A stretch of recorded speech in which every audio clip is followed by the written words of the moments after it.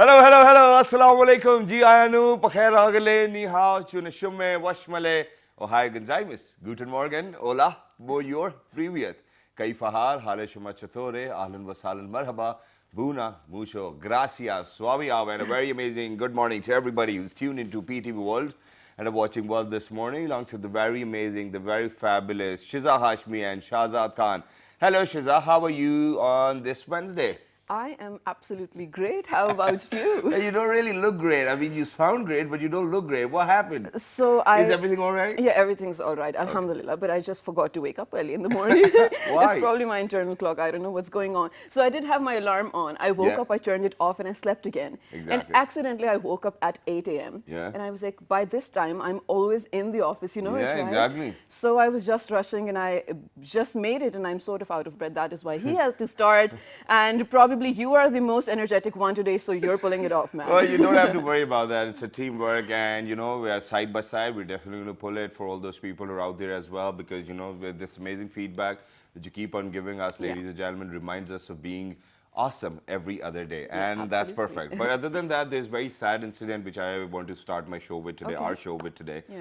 And that sad incident actually took place in Islamabad, ladies and gentlemen, somewhere around G9. And a friend of mine was actually going back to home. And all of a sudden, there was a black car, and they tried pulling them over as well. And they had guns, and they were armed. But one way or the other, since he was a clever guy, one of my friends, that's why, he's supposed to be clever. So he kind of dodged them and went back home.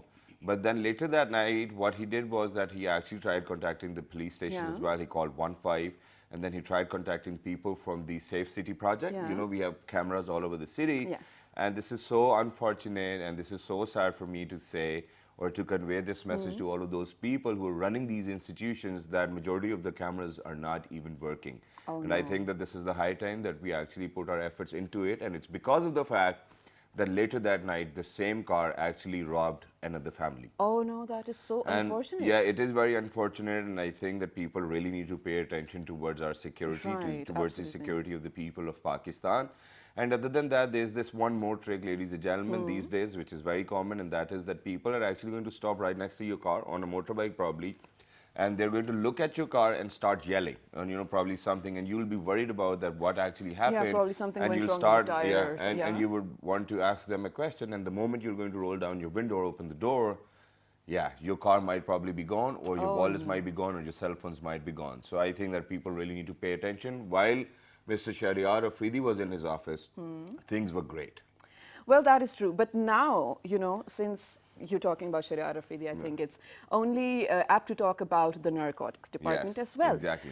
Shahzad, I was looking at some UN reports, and this was probably one from 2008. Yeah. I couldn't come across some report that has been, updated after that. Yeah. And that said around 208 million people across the world are drug addicts or have absolutely devastated by their lives Yeah. by the use of, illegal drugs. And 3% of the total population was actually marijuana addict.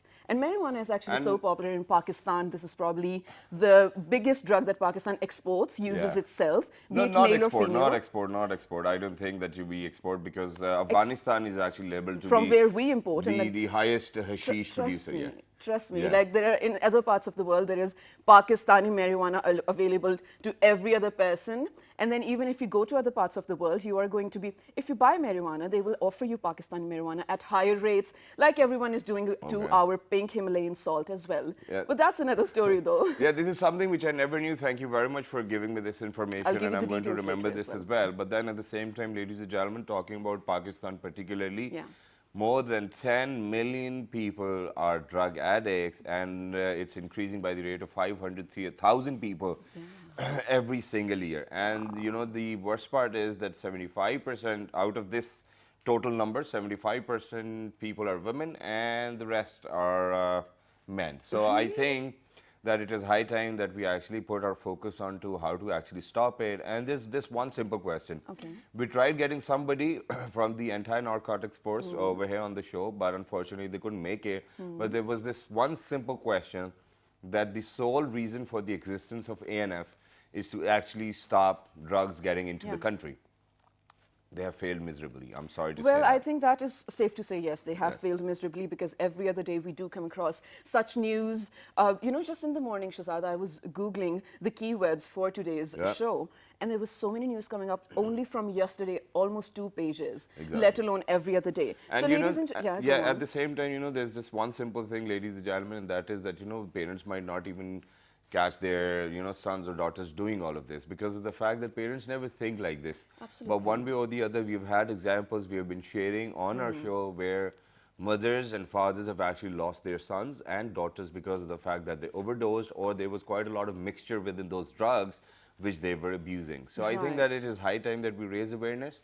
This is high time that we let people know that, you know, you can always get better in life only if you aspire to do so. Absolutely. So today on 26th of June, ladies and gentlemen, every part of the world in collaboration with the United Nations, UNODP is celebrating International Day Against Drug Abuse and Illicit Trafficking. And that is what we are doing at our show as well. So without further ado, we shall be introducing our guest because the conversation is going to be so long. So many questions need to be answered over Exactly. On my right-hand side, ladies and gentlemen, we are very lucky that we have actually been joined by clinical psychologist. She's none other than Miss Noshaba Anjum. Hello, assalamu alaikum. How are you? I'm good. I'm good. Thank you very much for Yeah, joining Shazad. us. It's wonderful to Thanks have a you lot for your alongside invitation, Ms. yeah. Noshaba. Ladies and gentlemen, we've been joined by another clinical psychologist because not every individual is same. So, you know, it's not necessary that the approach of both the psychologists is going to be the same Right. too as well.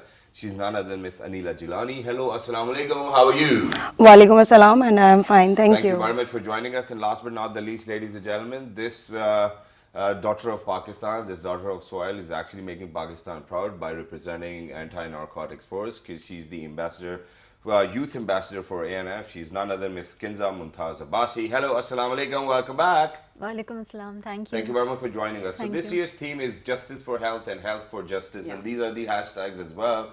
You can use them on Twitter. What does this theme actually illustrate? I mean, it was hard for me to understand. Justice for Health, Health for Justice. What are we trying to say this year? Anyone can start with it. Let's start with you. Yeah, actually, thank you for your invitation, Shazad. No problem. Actually, what basically why we celebrate this day is an expression of showing the solidarity Yeah. that the whole world society is committed to get rid Right. of this menace, you know. And yes, justice for health, you know. Basically, if we, as a clinical psychology, I believe that we deal with both bio, psycho, and social model, you know. Okay. And when we talk about bio, it's like what you have inherited in your DNA. And when we talk about social model, what environment is playing role in it. Okay. And then psycho, how you see, you perceive, and you interpret things, you know. So the society's, while society is playing a very vital role, and for that, like if you talk about drug, it's not just about you get it from your blood or you inherit it from your society. It's Right. like it should be, it's a society is playing a very vital role. Yeah. And there are mafia behind who are selling, who are, it's not a war, like I believe that it's not like an atomic war we are going to face, it's like a cultural war. That like we have to be very vigilant for that our youth especially, they have been Absolutely. victimized, they have been targeted just to get into this, you know, Menace. yes, Yeah. this menace. So for that we need justice. Yeah. And how do we get that justice from? That the government has to play a very vital role in it. Exactly. I You do know? agree with that, but you know, the government is not probably the only stakeholder Yeah. that we need to look at. Shazad, you have a question, I'm pretty Yeah. sure. Please go on. And the question is very simple, ladies and gentlemen. The question is that, you know, one way or the other, all of these drugs are actually making their way towards Pakistan. And what we fail to understand is that this is the high time for Pakistanis to understand because our population is youth-centric. And Yeah. imagine that if you have 60% or more population, which comprises of youngsters in your country, and imagine that all of these drug abuse is actually going to make Pakistan probably paralyzed of I the hope all not, of though. the developments which we really need to be on point. And then at the same time, you know, working against this menace is actually one of the SDGs too as well. And I think that we really need to keep this in focus We are a country which is youth-centric. We cannot actually be abusing drugs because we really have to work hard to Right. make our country prosper. And since you said we are youth-centric, that is so true. And of course, I mean, when you're talking about youngsters, teenager, early 20s, those are the people who are more vulnerable Yep. to any sort of invitation towards these drugs. And Shahzad, this was a news article published in 2018, last year, which says around 800,000 people in Pakistan reported are addicted to using opioids, that Yes. include opium and heroin. And Exactly. you know, this is so common. Again, it says in early 20s and they're teenagers. And then, of course, once you are addicted to it, that is what you take forward as well, right? Exactly, and then at the same time, Shiza, a lot of cost is being paid. I mean, just Absolutely. globally talking about the consumption of alcohol, $224 billion worth of alcohol is being consumed, out of which $25 billion is actually invested on the healthcare system so that people can actually come out of this alcoholism or the habit. Right. And then other than that, I'm talking about illicit drugs, ladies and gentlemen. Then at the same time, it's the $11 billion which is being spent onto the caregivers because of the fact that all of those drug users or abusers really do not have any idea. But then there are civilized countries. For example, let's talk about England. Everywhere, all over the globe, there are people who abuse drug as well. Yeah. But then at the same time, what these countries' welfare states have done is that they provide you with the minimum amount of the dosage from the pharmacy, and you're entitled to get it. And then they're going to give you a brand new syringe as well to inject it, because then other than being drug addicted or you know abusing drugs, you know, there are other diseases which can actually come out to be very fatal. Right. And HIV we are talking about over here, and there are other particular problems as well. We'll talk about that in depth, but let me move on to Miss Anila over here. Sure. Now, you happen to be an educationist in terms of drug abuse as well. First of all, what do you do as an educationist? You know, when we talk about drug abuse, do you mentor people? Do you talk to them? Or, you know, it's just your job, or you have to do it? You know, what's the point? Okay, I want to clarify one thing, that I remained the part of anti-narcotics force as a drug abuse counselor Wow. for 8 years. Wow. Since February 2008 till December 2015. How many people have you, you know, Almost 10,000 people were treated. Wow. And In 8 years? the youngest one was 4 years of kid. Oh my And you know God. that we have given him a home detox. He was addicted to smut bond. Oh my Because God. the 4 years parents, because the parents were drug addicted. Both of the parents were drug addicted, and mother and father was heroin addict. Oh my God. And you know that when the mother gave the birth to the boy, Yeah. the baby boy, he was with like she has given him birth with the withdrawals. Okay, They were withdrawal symptoms, and how did they try to manage them afterwards? Like they started just putting smart bonds around his nose, and just for the sake that he can sleep well, and he should not disturb them as well. Oh my God. So when 4 years were passed, smart bond didn't work, and the withdrawals came with severity. Then they came to the hospital. At first we treated The baby was having withdrawals. Yeah, baby was having withdrawals. Even Okay. when he was born, I told you that he was born with withdrawals. And because the mother was taking drug during his pregnancy as well. So when she came, when they came to the hospital, at first we, you know that being a clinical psychologist or drug abuse counselor, we have to take the history of the client. And they told us that because of our kid, now we want the treatment. At first, the father was treated over there because that was the treatment center. What were they addicted to? They were addicted to heroin. Heroin. Yeah. And father was treated for 45 days. That was the treatment methodology over there. And treatment center named Model Addiction Treatment and Rehabilitation Center, which is run by Anti-Narcotics Force. And it is since 2005.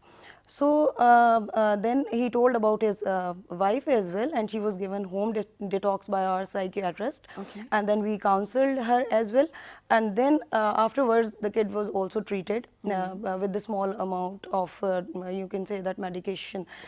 Then by this sharing of experience, I only want to tell you that when you talk about youth, it is not only the youth. You can say that if you talk about that boy of 4 years, you can say that from Toddlers. Toddlers. Wow. That they are also involved in it, and it is, you can say, it is the worst worst thing Absolutely. to It's think about. heartbreaking, That Pete. you are Yeah. saying justice for health. This is the worst thing that we can, you can say we need to talk about, that how we can do justice if the parents are doing this. Exactly. If the parents are not understanding or realizing, it's just the one family who talked about their problem, but there are many more who didn't or who don't. Okay. So I would like to say that we should think about health first. And regarding health, I would say that parents need to be educated first. Absolutely. And I have Absolutely. conducted many more seminars as well in educational institutes in many universities. Over there, I have told them, like Dr. Noshaba was telling, that it is inherited disease as well. As I have discussed my experience of that kid, that it is inherited. Okay, Anila, I'm so sorry, I have to cut you right here. Right, you know, you very rightly said that education is the answer over here, but that is not the only answer. Yeah, I'm pretty yeah, sure a lot of sure. parents are, Sure. you know, fully educated about this. But like Shazad mentioned in the beginning of the show, that parents are in denial. They're not ready to look at that picture of their kids. You know, no one's ready to accept that my kid could do that. There are so many movies out there, even in which the kid is about to die because of all these, you know, illegal drugs that he's been intaking, but the parents are like, oh, maybe his friends do it, not mine. But moving on to you, Kinza, there are so many questions that I need to ask, but to begin with, I've never been to a rehab center in Pakistan just to even visit. So what is the situation or the conditions of a rehab center in Pakistan? Is it only treatment or is it like a full rehab course? Shiza, I would start with the rehab centers of anti-narcotics force. Basically, anti-narcotics force is also working for the ambassadorship program in Pakistan, internship programs for youth, and as well as they are running 3 rehab centers, one in Islamabad, one in Karachi, and one in Quetta. And soon they are going to initiate the same rehab centers in Lahore and one in Peshawar as well. So these are basically 45 beds hospital, and they have up till now they have treated 16,000 patients, drug addicts. Okay. And basically the condition is very worse there. We have been there. Okay. We the youth ambassadors have been there, and we have taken different samples of the drug addicts, that why they have been addicted to drugs. Yeah. So the 2 leading causes we have found in those patients, that was one was depression and anxiety. Right. Basically the young people, they move to take drugs because they are being depressed, and they think that drugs can take Their them pain out away. of that Yeah, condition. And the second thing was curiosity. Most of the young people, they take drugs, they use drugs because they think that they find something curious in it, yeah. and curiosity is a natural thing for humans. Exactly, that's particularly correct, and I would want to come back to you on this as well. But there's one thing which I would want to highlight before I forget, and that's it. That, ladies and gentlemen, just at the start of the show, we said that almost 10 million people are addicts, and then the number is increasing by 500,000 every year. Imagine what would a 45-bed facility would do for people in large numbers. I don't think that this can be done. And then at the same time, I have a big question marks because of the fact that I don't think that these rehab centers are doing a great job. Yeah. For all of those people whom I have met personally, who've been to rehabs, I think that, you know, the reoccurrence came out as well, you know, they're addicts again. I think that the philosophy of the rehab needs to be changed, you know, the way Right. we operate needs to be changed too as well. Right. And right now we do have to go for a short break, but before we go, you know, Dr. Nishaba over here actually mentioned that, you know, these habits can be inherited. Now, for example, talking about that, I think smoking is an abuse. Yeah, smoking is an abuse too. We'll come back to you after the break. Smoking is an abuse too as well. I've seen my grandfather used to smoke. My father never smoked as well. What happened over there? Wasn't it inherited? Or was it? Or it was his willpower not to do it? One thing. Right. And the other thing, you know, you just mentioned that there was a 4-year-old kid, you know, who was actually addicted to Samadban, and not by his own will, because of the fact that his parents did that. Yeah. How do we actually get them justice? How do we get Right. justice for that 4-year-old who came into this world having withdrawals because of the fact that their mother and their father, or his father, was an idiot? I mean, I'm very sorry to say No, that. but you're absolutely right, and this is the theme for this year that we're looking at. We will be back after a very short break, but before that, very quickly, Shazad, you know, there's one point that bothers me all the time. When you're looking at soap ads, you're looking at cream ads, makeup, there are huge billboards advertising all of these things. But whenever I came across a rehab center's, you know, ad, it was always a torn paper on probably a hidden discreet pole which said, "Aapke khandan mein koi hai jisko madad ki zarurat hai?" These are the things that we need to advertise on a huge public scale, but we don't. Stay tuned. We will be right back. Good morning.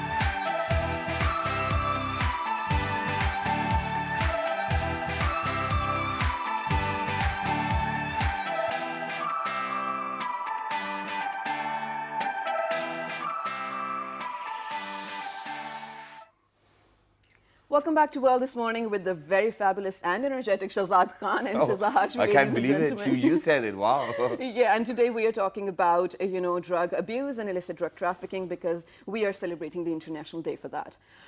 Before we move on to so many things that we need to talk about with our very apt panel of guests over here, I need to establish one thing a lot of people out there know as well. There's a certain political economy of drugs because Pakistan is situated around not only one, but more than one probably countries which are internally conflicted. And whenever a country is internally conflicted, there are some, illegal means of building a dark economy that they say, or, an illegal economy. And that is usually based upon drugs. So I think we have fallen prey to that. Yep. We have fallen prey to someone else's illegal political economy, and a lot of people are making money off that, but targeting so many people that could be, healthy, functioning human beings, but we're not. So that is one soft border that we need to close. I'm not openly saying anything, but well, you almost gave it away. Yeah. I think अक्लमंद के लिए इसमें इशारा है. Bilkul. I mean, I really can't put it out in words or, place all the cards on the table right now, but I really hope I did make a point. Exactly, that's great, and you've definitely made a point. But before going to or heading out towards the break, ladies and gentlemen, Kinza over here was actually telling us that, there are people who are drug addicts because of the fact that they are depressed, there's anxiety and whatnot. Then there are people who actually face peer pressure. Then there are people who just want to do it out of curiosity. I mean, and or then, even, impressed by the media image of it. Exactly, and then they get addicted. And talking about the media image, ladies and gentlemen, my research is very much in depth and in line with that, and it's because of the fact that if you go back in time and if you watch films, Hollywood films from 1990s or 1980s probably, that was the time when they were actually glamorizing the consumption of alcohol. And then towards after 2000 to 2010, they actually started glamorizing weed. And then now you see that, for example, films like Wolf of Wall Street, Great Gatsby, Narcos, there's so many other seasons, they're glamorizing cocaine. Even music videos, or the lyrics itself. And all the lyrics too as well. And I think that it's having an impact on kids too as well, because, this is the era of social media. And a lot of these things are being shared just to be cool. And people are doing that. Even on Instagram, people are living fake lives. So please, I think that people actually need to have a control. But Dr. Noshaba actually did a research. She had 40 kids to herself, and she was actually studying their behavior and why were they even addicted to drugs. We are actually going to ask her what kind of research was it, and did it actually help you to, make sure that these kids are not going to do the same thing again. Yeah, that's so unfortunate, Basically, what is addiction? Addiction is it's a psychological, it's a psychiatric and a social disease. First, we have to realize that it's a disease and it has organic causes, and should be treated like you treat malaria, like you are treating typhoid, Yeah. So first thing which we need to realize that it should be treated like that. I would like to share my little bit. I would like to add up with Kinza was saying that it's a curiosity and it's like people are anxious and they get into the addiction. No, it is not like that. The comorbids of addictions are anxiety. The comorbids of addiction are depression. The comorbids of addictions are HIV. The comorbids of addiction are HCV, What I did, I was working with the one foundation. I would like to mention the DOSE Foundation under the umbrella of United Nations. Okay. I was doing a research. I took a subject of almost starting from the age group 8 year till 26 year of age. Okay. And they were all boys. It was the worst thing which I did, which need to be addressed, which need to be justice, which people there was that they were not willing me to to raise my voice or raise my words on it. Yeah. Was that the youngest child was 8 years old and he was taking all drugs, and the main thing was he was taking hash. And just to cope up the expense of that 50 rupee hash, he was into physical abuse, and he was not aware what was happening to him. He was in that rehab center, and I agree with you. I am not totally satisfied with the way. Why? Because the relapse they go out in the environment, they come back again, and why they were there? Because their families disowned them. They were all homeless children, and they ended up with like dying on the streets and animal eat them. They were not even given the chance to be buried, So it was so unfortunate, and I'm just talking about if you just travel from 1.5 like our and that drive was just from the 40 kids that you were looking yeah, at. I mean, and there was out of 48 were HIV positive. Oh dear God. 26 were HCV positive. Oh my God. Hepatitis C, and they were like injectable. It was like it might be like the physical abuse they were facing. So I'm more concerned. It's not just drugs now. Definitely, the things yeah. have been like, you know, the needed to be addressed, the needed to be like justified is the comorbids.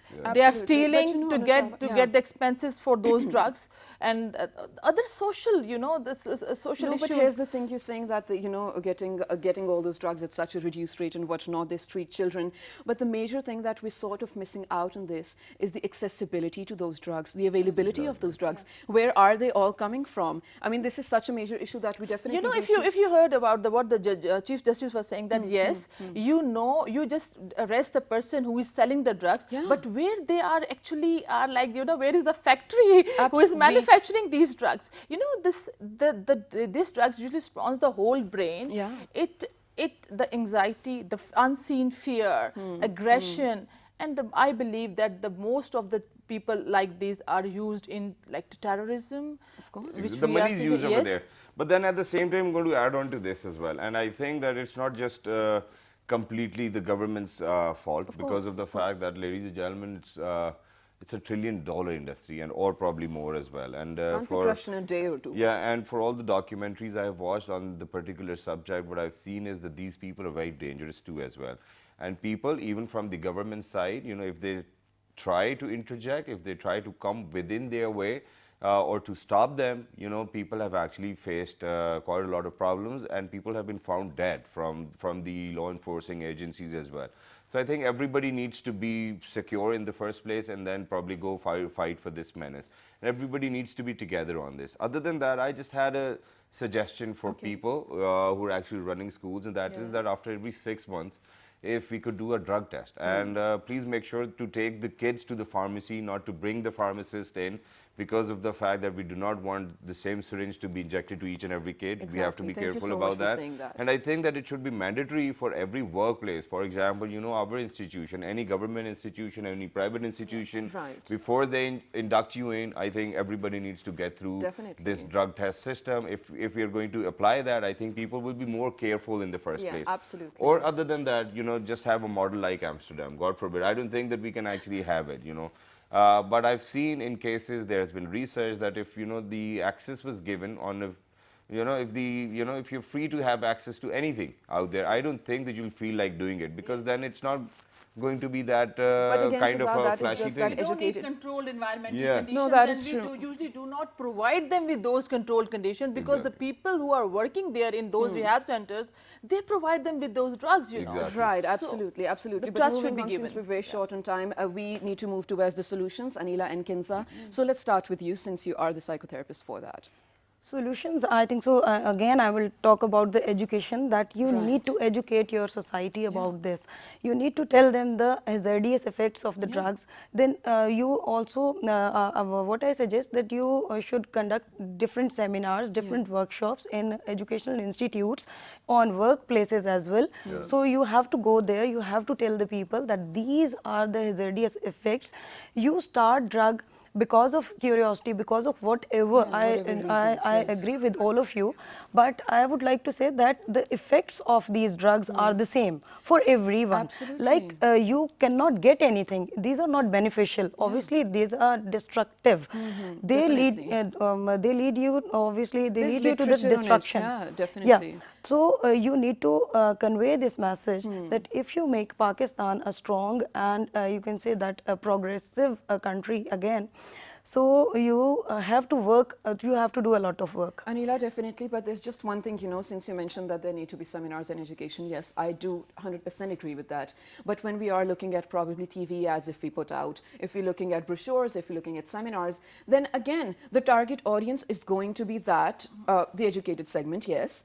You are never going to find a heroin addict or a, you know, I'm sorry to use this word, or a Chelsea sitting in front of your TV listening to, you know, Anila said this, ye bilkul theek keh rahi hai, main church chhod dunga. This is not going to happen, you know what I mean? So that segment, to be very realistic. So I think that is definitely one solution, education, but to have a bigger impact, I don't know what we need to have.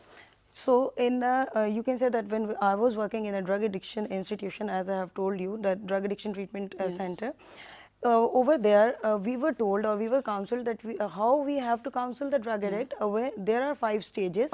You need to understand about those 5 motivational stages. That is pre-contemplation, contemplation, preparation, action, and then comes the you can say recovery process. And you have to you need to understand that relapse is the part of the recovery, because when you see on the definition of the drug addiction, it is now being called substance use disorder as well. That drug addiction is a relapsing brain disease that is chronic as well, and despite knowing the harmful consequences of the drug, a person uses the drug.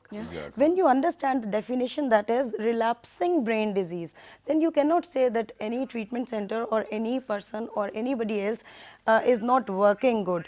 You can say that if you understand it is relapsing, then a person, if he relapse, it is the part of the definition, it is the part of the recovery. He or his family needs to communicate and coordinate with the treatment center, with the psychologist, with the motivator, with the drug abuse counselor. The flaw or the lack where the things are lacking is that when the drug addict is being treated by the center, whatever, whether it is government or private, he or his family, at first they don't come for the family session. They just put the client over there, and for 45 days or for 3 months or for 90 days, or you can say for 120 days, they are good at home. It's okay, he is there, now he is getting treatment. But I would like to say that family is the most important pillar in the recovery of the patient or client. They need to come to the center, they need to understand the hazardous effects of the drug, that if the person is doing such and such things, these are because of his drug. Thank you so much for saying that. That's great. And very quickly, you know, I'm very sorry that I'm cutting you short since we are short of time, but you've made your point.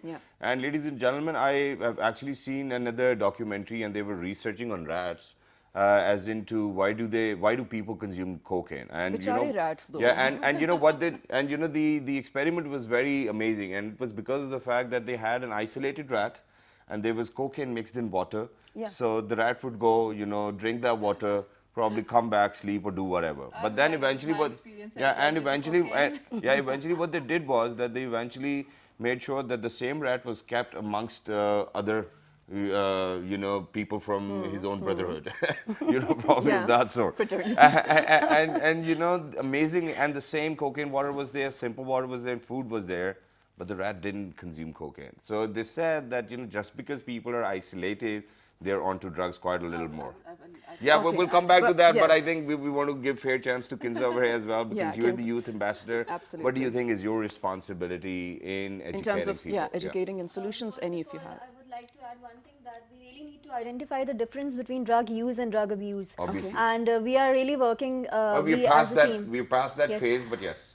So as ANF is doing, like they have started ambassadorship program, and one thing I would like to add, that social media, we can play a major role in creating an awareness on social media. Social media influencers, they can really start a program or initiate a program and agenda which can be used to curb this menace of drugs, and mass media can play a major role in this. And one thing I would like to add in this whole discussion is that we like ANF has 45 beds hospitals, and we have a waiting list of about 800 people in the list. So government really needs to establish more and more rehab centers in private as well as public sectors. Exactly, that's great, which is why, ladies and gentlemen, right now, since we have mentioned about films where they are actually glamorizing drug abuse, but then there are films which are actually condemning the same part as well. So Beautiful Boy is a film where it is a story of a boy who got into drugs, and there was a relapse, and then, you know, the entire family was fighting besides him. Let's take a look at the trailer, and when you guys will come back, we'll actually take closing remarks from all our guests. Let's do that. Good morning. I felt better than I ever had, so I just kept on doing it.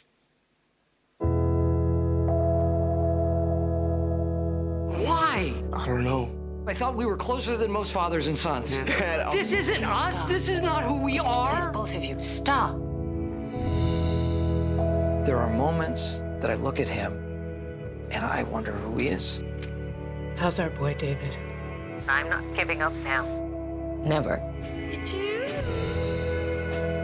You always gotta be controlling everything. It doesn't make any sense. You're controlling me right now! It's you.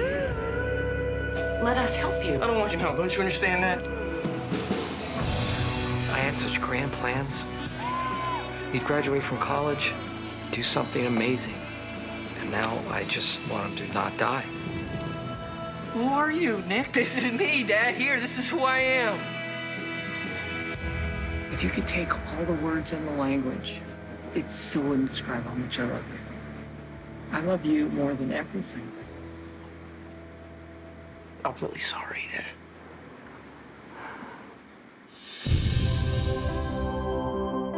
It's hard as hell to get sober. But I love my family. I want them to be proud of me.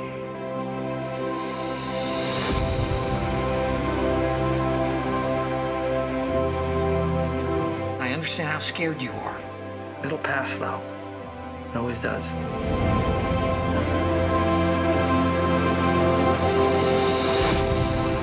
Nick, what you have is extraordinary. And you're gonna get it back. You're gonna find it again.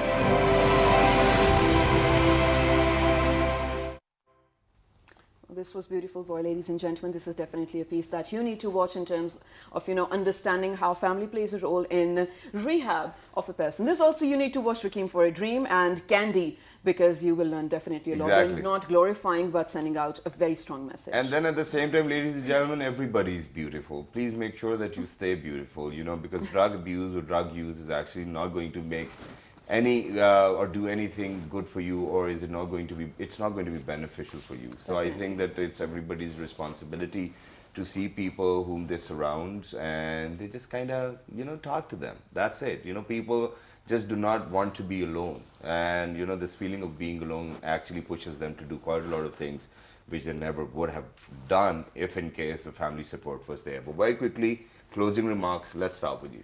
Yeah, Shazad. Actually, addiction is like dependency on anything is addiction. Either it's a mobile, either it's anything. Either you're in love with someone. Either it's a woman. It's just like, we call it a digital heroine. If you say it like internet, it's called as a, it's a recent research. Yeah, wow. So what cocaine it does, as you were saying, that it increase the dopamine level in the blood, which is an artificial pleasure principle.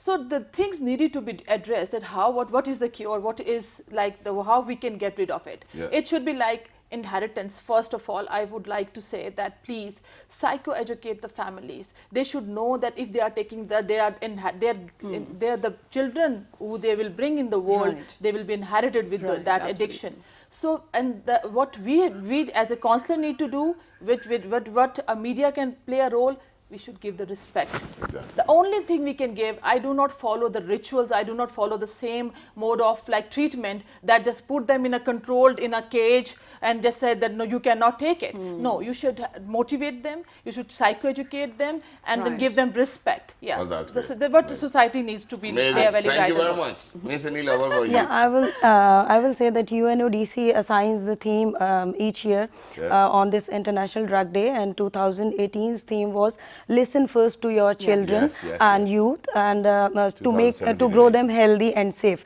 So I would like to say that if you make Pakistan a strong and good country, again I will say, if you want to see it as a progressive nation, so what we need to do is that we need to think about health rather to think about drugs. Right. So Most without drugs we can if we struggle hard, we can make Pakistan a beautiful country to live in. Thank you so much. That's great. What about you, Kinza? What would you want to say today? I would like to add one thing, that it is not the responsibility of one organization and one person to help our country clean from this abuse.